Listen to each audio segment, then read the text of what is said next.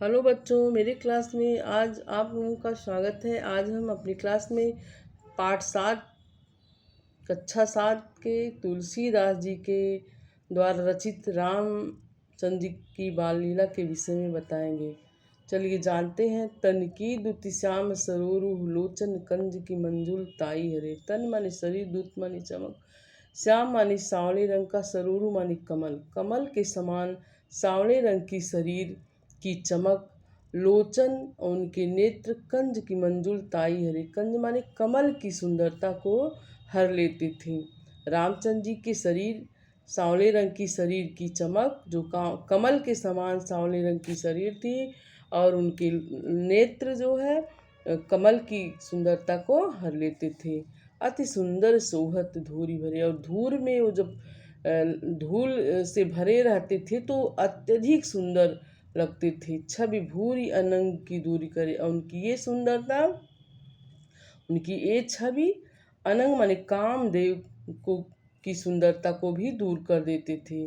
दमके दतिया दुति दामनी जौने की, दमके माने चमक, दतिया माने दांत की चमक, दुति माने भी चमक होता है, दामनी बिजली की तरह ज्यों जब वो खेलते थे, किलके कल बाल विनोद कर, जब वो किलकारी मारते थे, खेलते थे, तो उनके दांत जो है बिजली की समान, दामी माने बिजली की समान चमकते थे।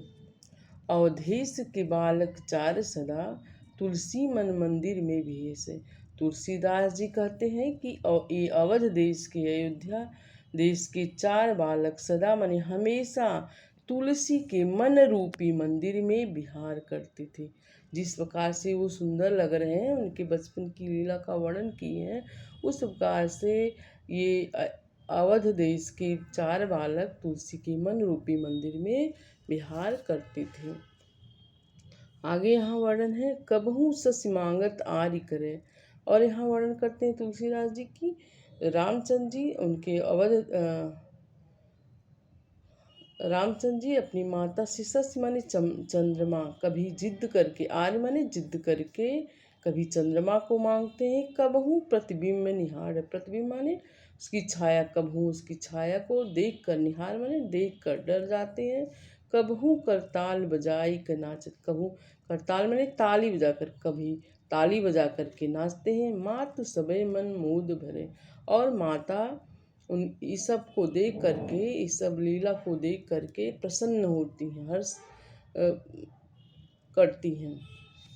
कबहू ऋषियाय कहे हठ के, कभी गुस्से में आकर, ऋषिया करके, क्रोधित होकर के हठ जिद करते हैं। पुण्य लेत सोई जोई लागे रे, और उसको मांगने लगते हैं। अवधेश के बालक 4 सदा, तुलसी मन मंदिर में भी। और इस प्रकार से अवध देश के 4 बालक सदा हमेशा तुलसी के मन रूपी मंदिर में विहार करते हैं। उनको दिखते हैं कि वो जिद करके कभी चंद्रमा मांगते हैं, कभी उसकी छाया से डरते हैं, कभी ताली बजाते हैं, कभी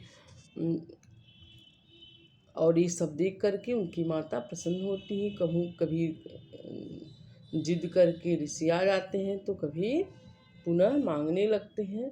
इस प्रकार की लीला से रामचंद्र जी 4 भाई समेत तुलसी के मन रूपी मंदिर में निवास करते हैं। तुलसीदास जी की जीवनी है।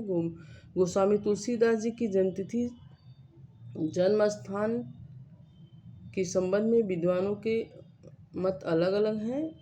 अधिकांश विद्वान इनका जन्म संवत 1589 सन 1532 में राजापुर के